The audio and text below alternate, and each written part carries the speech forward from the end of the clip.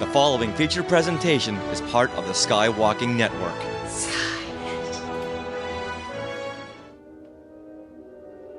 Welcome to Star Warsologies, the podcast about science and other academic fields of study seen in Star Wars. I'm one of your co-hosts, James Floyd. I am a freelance writer for Star Wars Insider magazine.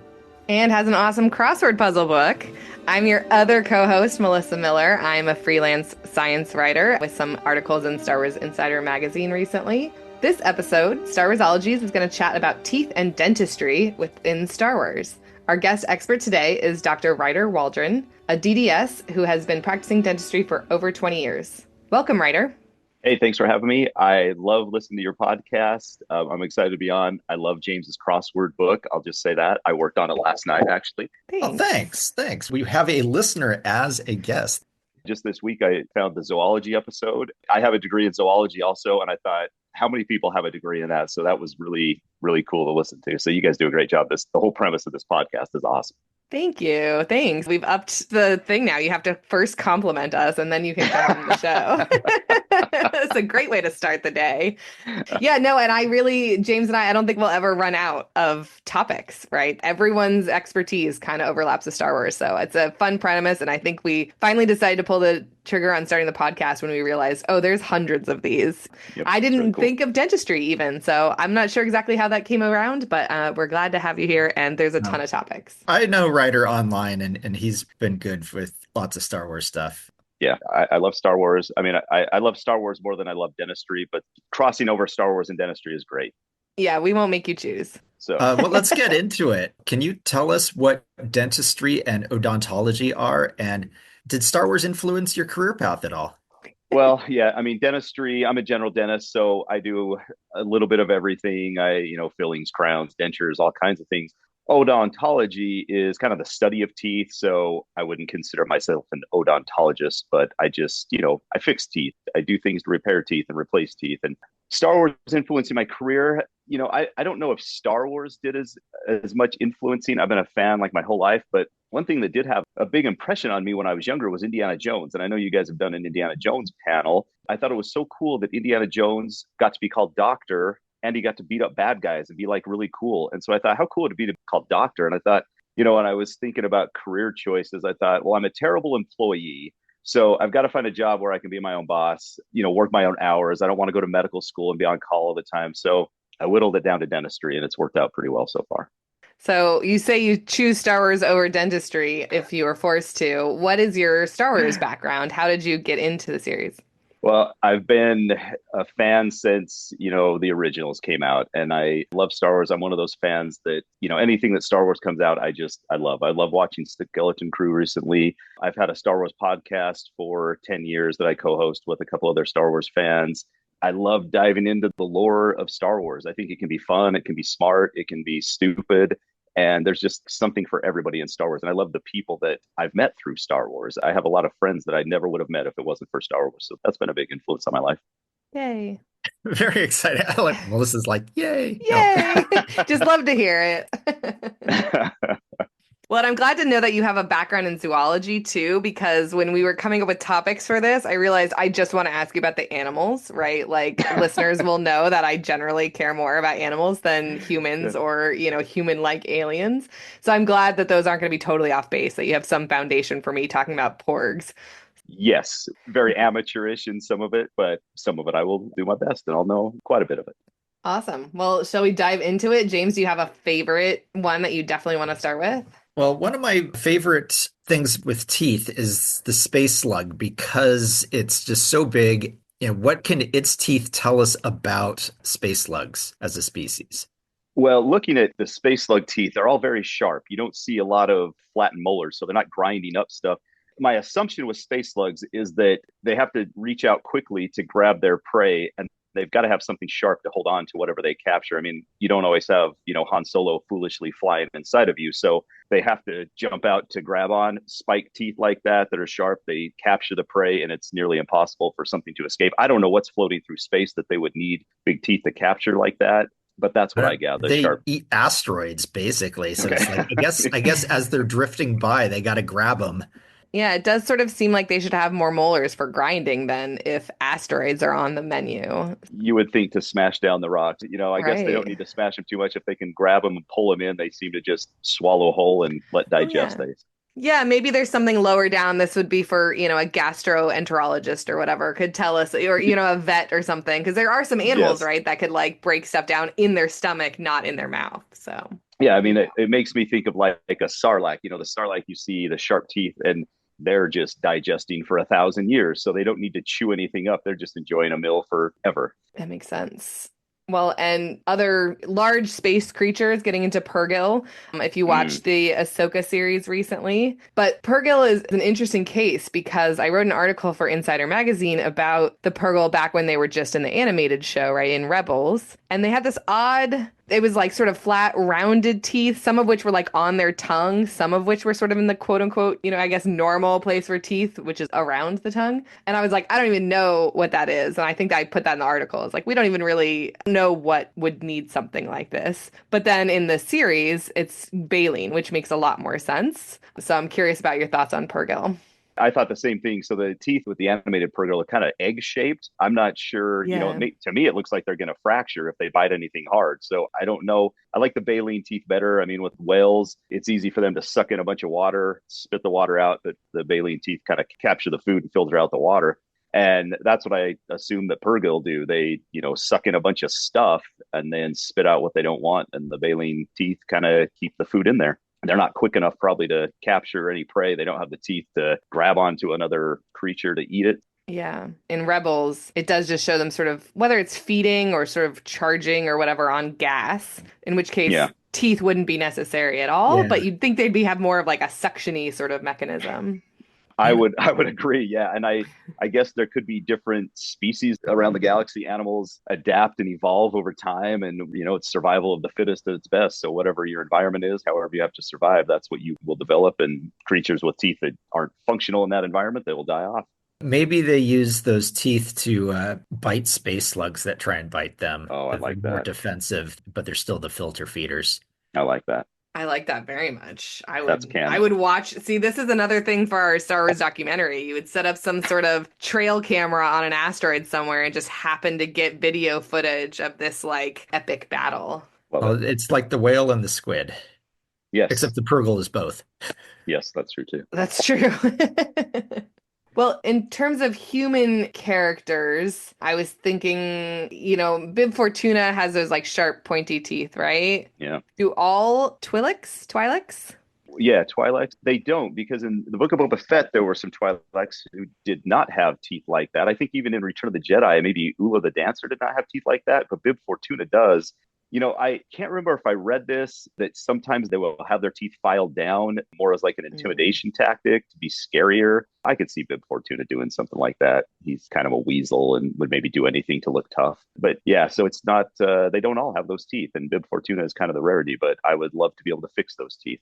Can you file down your teeth like that, or would you hit the soft inside and the gooey center would come out? Yeah, you can Oh. you can. Yeah, you can do that. I have seen people who want to file their teeth down to look like fangs, like a vampire. And most ethical dentists will not do this for you because it's kind of destructive to your teeth. But yeah, there are ways you could file teeth down and make them like that. And yeah, you would hit the sensitive part of the tooth, which is called the dentin, which is under the enamel, and you'd be in a lot of pain. There's a lot of stories that come out now of people who have traveled to go to Turkey to get, a lot of cosmetic dentistry done, and they get them filed down like this and have crowns put on. The crowns don't fit that well, don't look that well, and it leaves these people in just a mess. And it's a lot of repair to get them back into functional state. It's pretty rough. So it's Oh. possible. It's not recommended.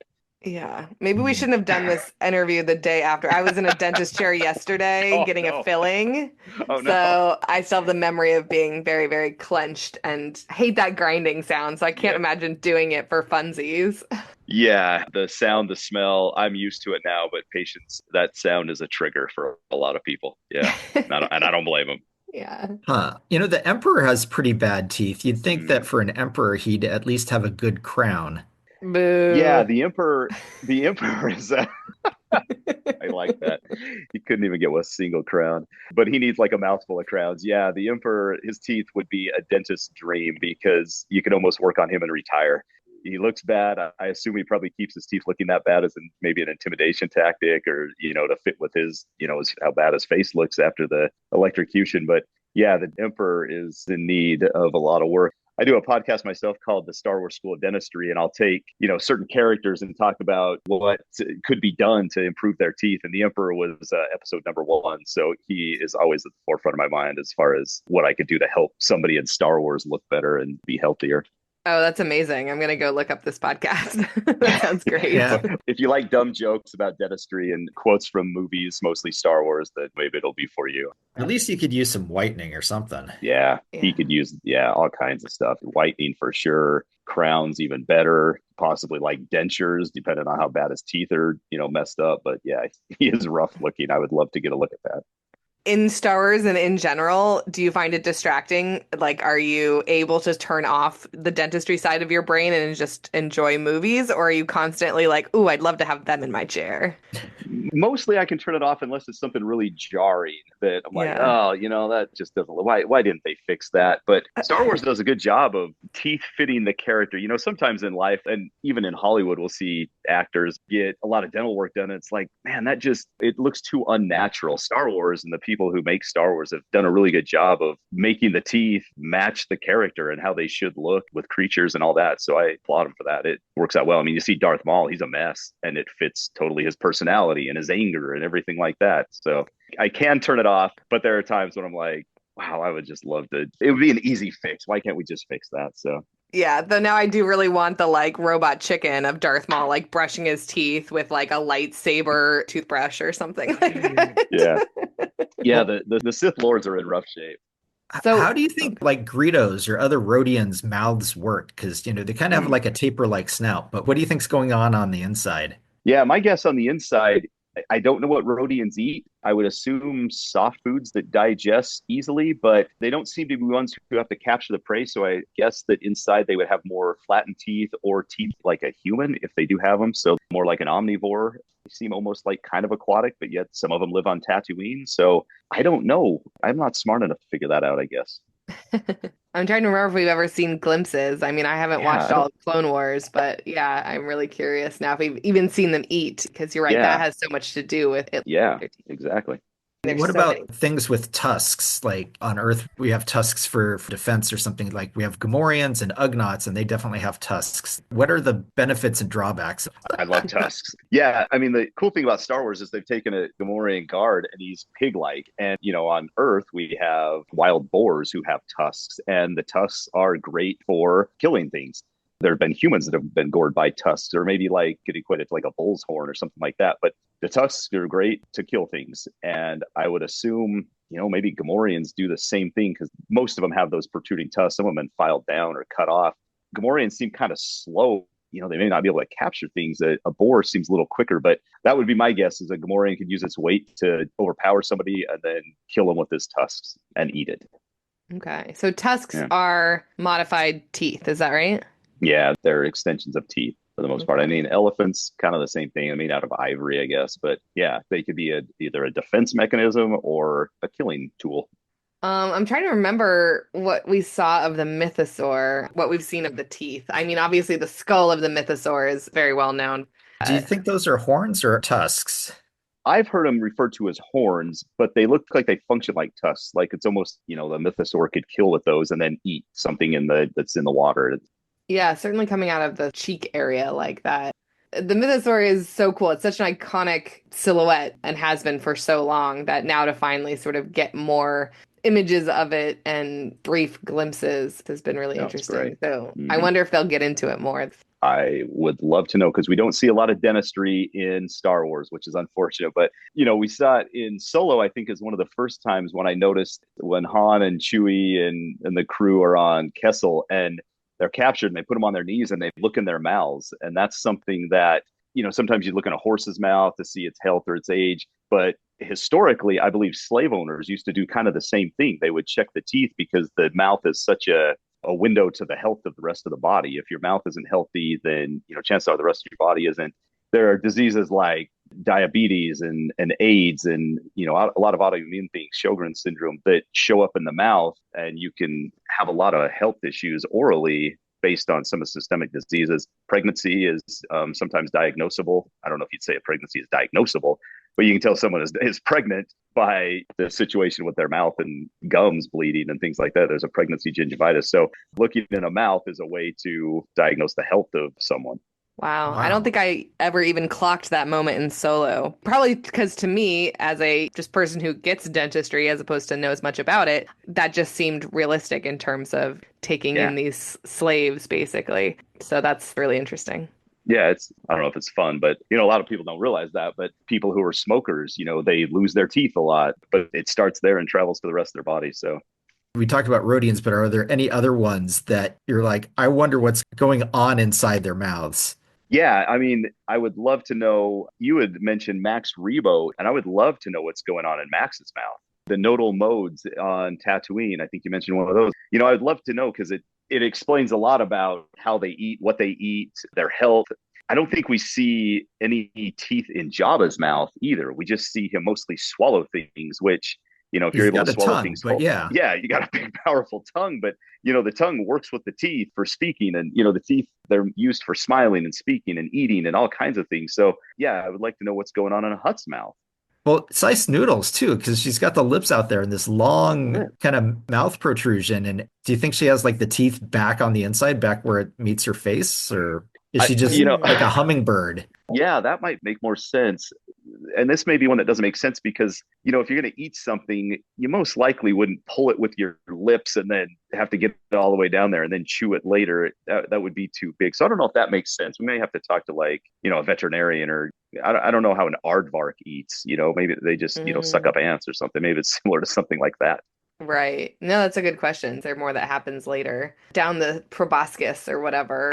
I don't know. Well, maybe she doesn't have any teeth, and so she does like an anteater, just eat really tiny things that, right. or just drinks a lot of juice or something. It's a good excuse to revisit the Tales from Jabba's Palace book that's on my shelf here and see if, the non-canon or whatever, but if any of those characters eat, now I really want to know about it because we got Gamorreans and Hutts and whatever species Sice Noodles is. I'm very curious now. And Max Rebo I hadn't even thought about. So yeah, awesome. And I sort of like that we just, we don't know. I also wouldn't be surprised to see it come up in, any of the shows going forward because, someone's curious or Max Rebo's in that bar in Book of Boba Fett, right? Yes. Like see him with a drink or see him with a snack or something like that. Yeah. So. Having a sandwich or something. Yeah. Yeah. Wow, I'm totally just picturing this sandwich, and he has to like pick up his nose thing and like eat it, or right, exactly. Yeah, this is great. So we don't have a lot of answers. So we have a lot of I'm very sorry. distracting things next time I'm watching Star Wars. If you wanted answers, you shouldn't have invited me on. If you want me to speculate on stupid stuff, I'm your guy. So yeah. No, that's we're all about the speculation. Okay. Yeah, you understand the premise. It's fine. Yeah, no, and I Google image Jabba's mouth and I shouldn't have because I didn't need this many close-ups of his tongue. No, his tongue is disgusting, and you can usually, tell the health of a person's mouth or how well they take care of themselves by their tongue. You get a lot of dirty tongues, and Jabba's, when I've looked at him, his tongue is disgusting. Yeah, this is an audio podcast, but the faces James and I pulled at dirty tongue was really, probably the same as what our listeners are thinking of. I am sort of more curious about that now because there are, now that I'm thinking about Star Wars characters' tongues, a lot of those that we do know more about, like Banthas, don't we see? Well, I guess we see Bantha's teeth too. I'm trying to think of some other, the Sarlacc. The Banth is a good one. This is a little bit off of tongues. Jar Jar is another tongue, and he's disgusting because he's picking stuff up with his tongue all the time and off the kitchen table. But, the Banth it's interesting in the Book of Boba Fett. Boba Fett brushes the Bantha's teeth, and, a lot of people don't realize that their pets need their teeth brushed also. So teeth are important to animals. If your dog needs to eat crunchy food and to keep healthy, teeth are important for a person's health and an animal's health. So I noticed that in the Book of Boba Fett, he brushes his Bantha's teeth, and I thought that was kind of nice of him to do that. Yeah, I just thought it was so funny after this, scary weapon that the Tusken Raiders have been wielding all these years. And, I definitely beat action figures up with for it to be also, I'm assuming it's still a weapon, but also the dental pick for their banthas. is very funny to me. Multi-use. You can put a little dental mirror on the other end too, so you can really see in Oh, there. yeah, there That's you great. go. That's a great I idea. like it. Missed opportunity there. Well, let's talk about clone troopers. Would it be really easy for dentists, or would they all have the same teeth, or developing they would get teeth differently? Well, my guess is since their DNA is the same, the majority of them would develop and their teeth would probably look identical. You might have some anomaly like 99 or, the bad batch that their teeth look different, but I would assume for the most part, the identical clones, their DNA is the same, their teeth are the same. If you look at it, children, they usually have the same teeth shape as one of their parents and the jaw form and shape and how they develop. So I would assume the clones would, for the most part, grow up with identical teeth. The things that change after birth are, how well they take care of their teeth, their oral hygiene, are they using fluoride? Are they flossing and brushing and all that? Are they smoking? Are they putting harmful things into their body? So development wise, they'd probably look the same. After that, environment takes effect. And, if you get punched in the mouth, you're going to lose teeth and that changes. So yeah, as children, they would probably have pretty identical teeth. As they grow up, environment takes over and you see the appearance of each individual clone change and their teeth would change also at that point. Well, and don't they have a accelerated childhood too, right? Isn't that part of the thing on Camino? It's like, they grow up quickly. Like, how would that affect teeth development, assuming sort of the human scale, right? Like, would you even have baby teeth if that was the case? Yeah, you would, but kids start losing their teeth around 5, 6, 7 years old. So clones are losing them, I don't know, in the first month or year of their life. Yeah. So their teeth would probably grow fast and fall out quick. So yeah, they would be with their adult teeth pretty quick. Yeah. That's interesting. I've never thought of that before, but yeah, that's absolutely true. Yeah. On Camino, you could have fluoride in the water or something like that, make them all brush their teeth before they go to bed sort of thing. But yeah, you're right. Once they're sort of surly teenagers or out in the world, as soldiers, there's probably a lot of variation. And that would be an interesting thing to I have messed up teeth. I had braces multiple times in my life. I still have issues with them. My brother, perfect teeth, no adjustments needed, right?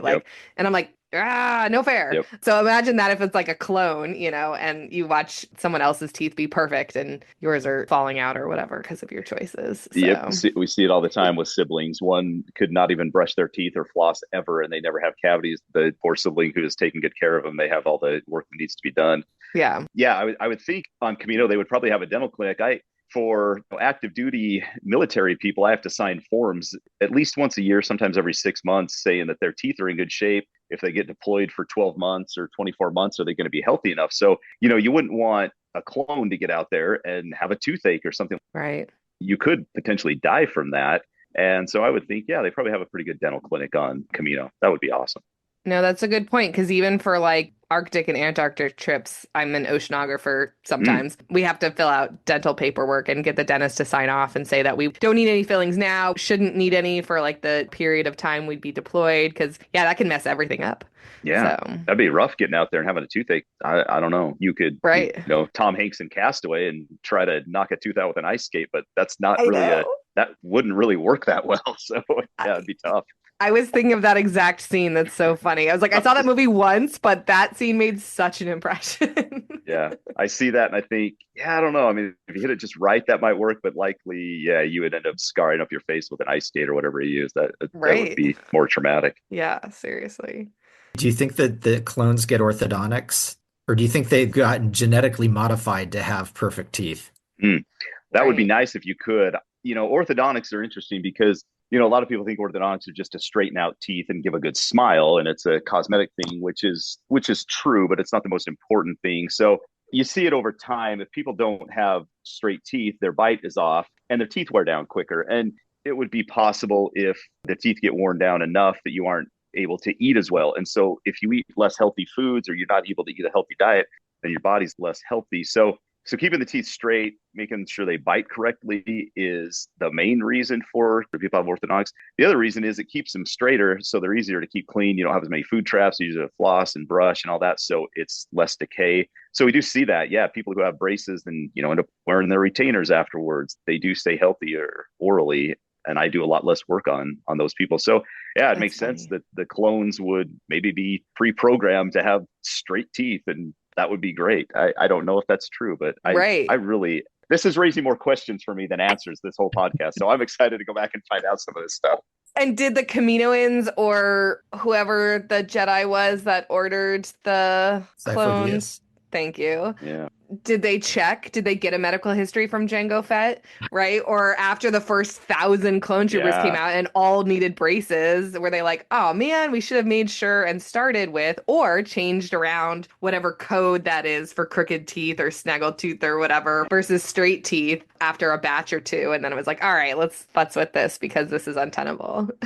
Now that is a great question because Django, you would want to know what his history is because Right. there is some genetic component. There are some diseases where you aren't born with enough enamel on your teeth and things like that. So that would be that's a great question. That would be an important thing to check the DNA donor to see if they had good teeth. Right. Those Kaminoans seemed like this wasn't their first rodeo, but I feel like it takes a couple tries to be like, all right, we got to add this question to our intake, Yes. Yeah, that's great. Yeah, they're dang good cloners. So you think they've had a few runs at this. That's a great question, though. Yeah, very funny. I might watch Attack of the Clones again just to think about these things, but probably that's not enough of a reason. Well, I'm sure we could look at Tamora Morrison teeth in lots of other shows. Tamora Morrison, it's interesting. I think it was on YouTube. He went, and you can see in Book of Boba Fett, he has new teeth compared to when he was in Attack of the Clones. He's had a bunch of cosmetic work done. And it was some YouTube thing I watched online where he went to the dentist and let him film everything. And he went in and got a bunch of crowns and veneers done. And you can tell there's a big difference if you look at him from Attack of the Clones to Book of Boba Fett. Yeah, he's changed. That's such a thing with Hollywood stars, but I've really noticed that, right? If you see someone in their first role versus later on, how much that changes. And, is that really that important? Like, I didn't mind Tom Cruise having crooked teeth, it's just, but it's such a thing. Yeah, I watched A Few Good Men a couple nights ago, and it's noticeable to me, but does it take away from the performance or anything? I don't know, but I don't know if, new teeth is going to give someone a role or not. A lot of them look so unnatural. It's like, well, I don't even know if you could make them fit that character. Sometimes, Steve Buscemi, he's made a career off playing, certain roles. And if he got these beautiful white teeth, it might distract from what he does. I would be so put off if Steve Buscemi had like caps or whatever. Yeah. Like it just makes me think of There's Something About Mary. What is it? Matt Dillon's character or whatever. Yes. I seem to recall that Jim Carrey, when he was in Dumb and Dumber and he has, that little snapped off part, that is his actual tooth. That is, yeah. That they show in Dumb and Dumber with the little chipped off bit. Ed Helms in The Hangover, it's the same thing. He's got a fake tooth, so he had the dentist take the fake tooth out for the scene in The Hangover too. Yeah, Jim Carrey. I can't remember if it was a crown on that front tooth or he had a filling that he had the dentist just drill off. But yeah, that's what I understood is that is his tooth that he let him do that. I mean, you see like Johnny Depp in Pirates of the Caribbean, he has these gold crowns and those are real gold crowns on his teeth. I saw him on David Letterman recently after they had filmed it. And he said, I still haven't gotten my gold crowns, removed. And he had them. I mean, that's dedication to your craft, I think, is getting voluntary dentistry there. Well, an interesting sort of question is with all of the sort of medical parts and bionic replacements and stuff like that we see in Star Wars, back to tanks and, I don't know, 70% of Darth Vader and all of that. Do you expect that there's something equivalent in terms of mouth tech, as James put it in our topic list? Yeah, I would think so. I mean, you see with Darth Vader, I mean, he's able to get almost a new body, in a matter of, I don't know, minutes on a movie. But, the mouth heals really well. So I would think if they can put Luke's hand on recently after he got it cut off and the skin looks well and it functions and everything, nowadays we can put implants in the jawbone and they heal up within 3 months and you have new teeth in that much time. So I would think Star Wars with BACTA could accelerate that process. And man, if you could put an implant in a jaw in a day and have a new tooth, I mean, how awesome would that be? That, you see commercials on TV about that currently in real life, and it's just not totally true. But in Star Wars, I would love to see some of that. Darth Malak, and he has this big metal mask covering up. I assume he didn't have anything fixed because it was thousands of years before Star Wars as we know it. And maybe they didn't have the technology, but you would hope after time that he could have some kind of prosthetic put in there. Yeah. Do we have prosthetic jaws in real life? Yeah, you'll see usually titanium. If somebody has a bad cancer, oral cancer that, they have to remove part of the mandible or maxilla. Yeah, there are ways to put titanium in there and implants and give someone a new jaw, basically. So that's pretty serious stuff. That's nothing I do, but oral surgeons and prosthodontists and real specialists that specialize probably in just that stuff. That's serious stuff. But yeah, it's possible. Who is Darth Malik? Oh, from the Knights of the Old Republic video games. That Okay. yeah, he has this big metal thing across his face. I think he yeah basically loses his lower jaw. Yeah. Okay. Have you Yeah. seen the Acolyte Rider? I have. Yeah. Okay. I was just thinking of the mask at least having teeth, sort of on Yeah. it. And Yeah. I was like picturing you being like, woohoo! Yeah. That was great. That is one that I love. I love that series, and I thought that was a super cool mask. Yeah. Let's throw some Yeah. teeth in every mask. Yeah. Awesome. That's great. Awesome. Yeah. That's great. One little bit of dental trivia. In episode one, there's one of the children in Mos Espa. Her name was Amy, and she has braces, and you can see them in the movie. It was because the child actor, I think, is the daughter of one of the producers or something, and they put her in. And do you think that would make sense from a story point of view? Well, it goes back to kind of the mouth being something that kind of helps with the health of the rest of the body. And my thought on that is if she is a slave, her slave owner is probably hoping that, she sticks around for a long time and is going to be there to work for the slave owner for a long time. And so you'd want your slave to be as healthy as possible. So how you do that, you invest money into, having their mouth be healthy so they can have good nutrition, so they can be out working and, have energy to work. And if they don't have teeth in the right spot, if they end up losing teeth because of decay, then I would guess it's probably more of a kind of like a preemptive strike against any oral health issues later on. But I do notice that every time I watch that, and I think, well, where are they going in Mos Espa to get this? There's an orthodontist there. How busy is this orthodontist? Because it doesn't seem like there's a lot of need for an orthodontist on Tatooine. But, Right. People are smart and they do it. I'm always a super big proponent of orthodontics. I just think it really pays off down the road. So is this one of like Anakin's friends or Yeah. pod racing cheerleaders or whatever? Yeah. Yep. Okay. I'll have to look for that. I don't know if I ever actually noticed. Yeah. So. It's there. That's a good one. Well, I also want to talk about porgs real quick because I love porgs. So I wasn't sure if you had any thoughts. To me, as when I first saw them, they're a bird-esque creature, but those sharp little teeth, right? Despite what some sports logos will show, birds don't have, sharp, pointy teeth. So I'm just sort of curious if you have any thoughts about why those would have adapted that way, what they might use them for.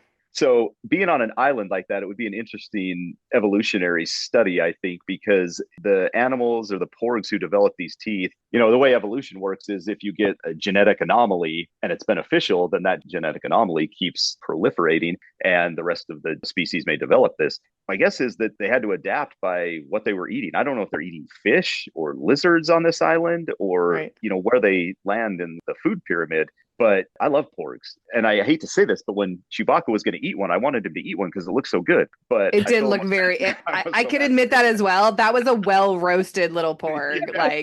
And he'd already killed it and cooked it. So he Yeah. might as well have just eaten that one at least. Wow. Yeah, I got brutal here. But, just looking at porgs, I would think they eat like insects and things like that. But with the teeth, I assume they're more of either carnivorous or omnivorous or something. But, Right. this is another study. I need to dive Yeah. deep into the dentistry of Star Wars, I feel like. Yeah. Well, and the Sure. first Raised a lot article of I wrote questions. for Insider was about porgs. It's really what got me professionally sort of more into Star Wars. Like, no, we need to talk about this. And the puffin biologist that I talked to, because that's Yeah. kind of the most obvious and, literally what they were sort of replacing in the shot, they thought it was maybe more defensive, right? Because puffins have these big beaks and they use those more for digging and for Yeah. collecting fish and stuff like that. And so if you don't have that, you could still eat many different things, but it might also just be to ward off predators or something like that too. Yeah. So lots of things open for discussion there. So just Yeah, I wanted to love it. get your perspective. Yeah, I wish I had better insight into animal dentistry, I guess, but this is raising questions, so I'm going to go do my research now. So birds have beaks, but do they have any sort of like internal teeth that you kind of think of their evolution and it's like dinosaurs had teeth, but then you look at a lot of reptiles today and it's like, other than snakes with fangs, it's like, do turtles have teeth? Do lizards have teeth? I mean, I'm sure they do, but you don't really see them. Google image search sea turtle teeth right now and have a nightmare. It's wild. And I think it's along the lines of what birds have. There's not teeth, but there's these like ridges that sort of help everything move, from beak down into throat and stuff like that. But the sea turtle one is the most alarming, what's in their sort of like mouth and throat for being such a cute little animal. Yeah. Wow, I Yeah. just did, and that's like a nightmare of It's like you took a porcupine and turned it inside out. Yeah, That's good. that's about right. So definitely don't get bit by a goose or a sea turtle or anything like that. There are teeth-like structures at least left over. But James, I never really thought about it. Even when I think about, roosters as being tiny little tyrannosauruses, I never actually thought like, oh, but where did their teeth go? That's fun. Somewhere along the evolutionary line there. Yep. I mean, we could go through this all day, and I'm excited now I'm always excited to watch Star Wars, but next time I feel like, especially since Skeleton Crew's next up, I'm curious now. I'll be thinking about everybody's dentistry. Yeah. Yes. Especially since they're kids. Kids. Yep. But let's go ahead and start our wrap up. Who or what is your favorite Star Wars character and why? Okay. So as a kid, it was Han Solo because he's just so cool. As I grew up, it turned into Darth Vader because there was so much conflict and interest. But, right now it's Luke Skywalker, especially with the context of Last Jedi. And you grow up wanting to be the hero and save everybody. And then you get older and you become a little more cynical and less hopeful. And then you hope that at some point you will turn that around. So right now it's Luke Skywalker. I have a real soft spot for Obi-Wan Kenobi also. And my answer could change day to day. But right now it's Luke Skywalker. It's a very honest answer, actually, that it could change day to day, because that's certainly true. Depends on my mood, I guess. Well, and it's always interesting to me. Everybody says Han Solo. It's funny that everyone would say a different character and then be like, oh, but also Han Solo. Yeah. They're so cool. Yeah, Han is so cool. And he's just such a normal guy with normal problems, it seems like. And he shoots first and asks questions later. And that's what we all want to do sometimes, I think. Yeah. Yep. Okay. Normal guy with normal drug running or being married to a princess problems. That's right. That's right. He's got money problems. He's got marital problems. His kids, going off the deep end. And you're like, it's true. I guess as we grow up, he remains relatable. Yeah. All right. Well, if someone wanted to go into dentistry, how would you recommend going about that? So one thing I would do is go hang out at a dentist's office and see what real life is like and ask them real questions. When I was trying to decide what to do in college, I wanted to work in healthcare.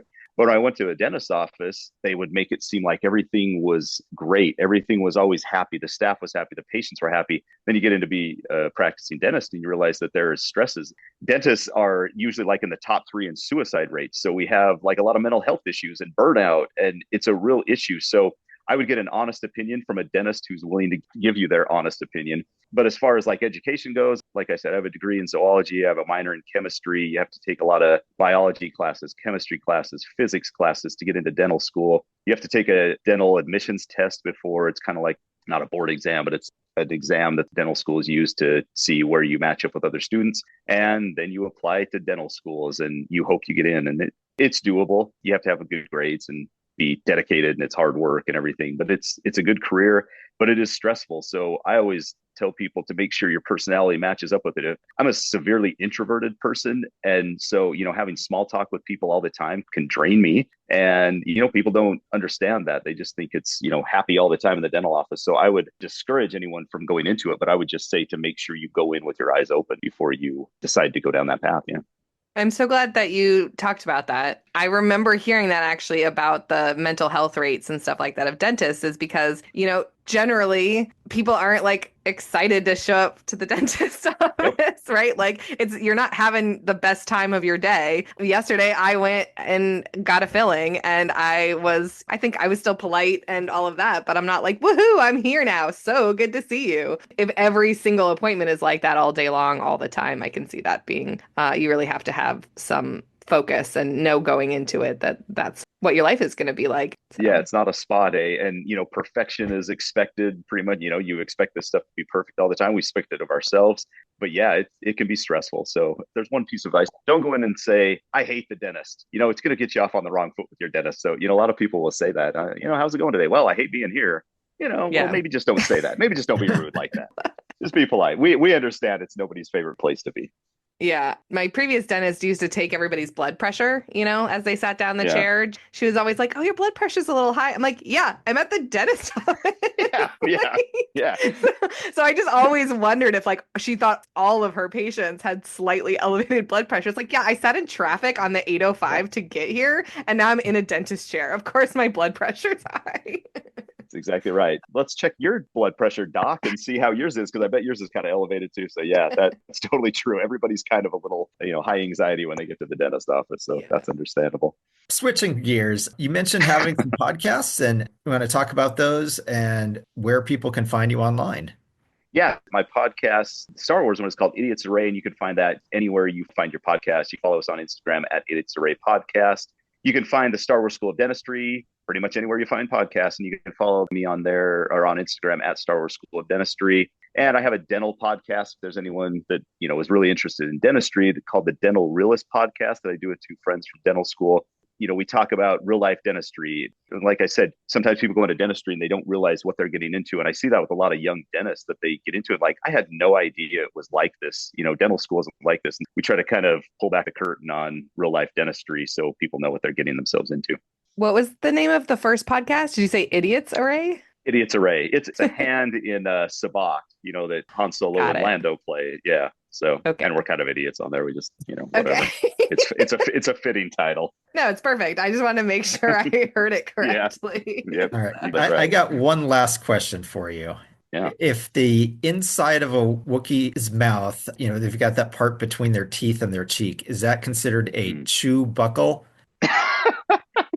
That is good because the muscle, there's a buccinator muscle over there. The nerve that runs down the left side of the mandible, the lower jaw, is called the buccal nerve. So, I think Latin for cheek is bucca or buckle. So, yeah, that's good. These are good dental jokes. These are great dental jokes, actually. Well, I try to pick the best ones.